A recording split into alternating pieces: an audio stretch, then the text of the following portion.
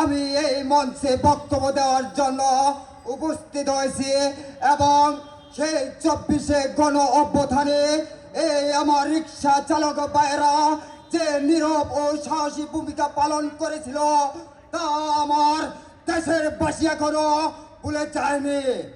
আজকে আমার রিক্সা চালক ভাইয়েরা রাস্তায় ট্রাফিকের নির্মম মানুষের নির্মম অত্যাচার, ট্রাফিকের হয়রানি, গুনতে হয় টাকা।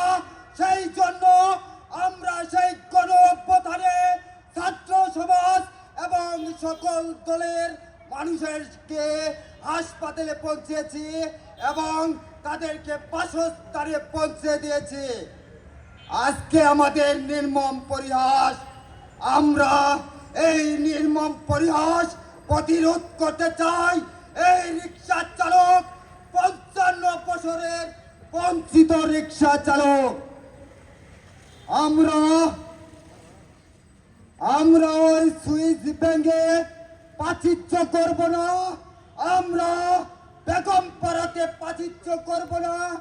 আমরা এই দেশে শ্রমজীবী রিক্সা চালক, তাই অনেক কষ্ট লাগতেছে আজকে মঞ্চে দাঁড়িয়ে, তাই হয়তো স্পষ্ট ভাষায় বক্তব্যটা আমি পেশ করতে পারছি না।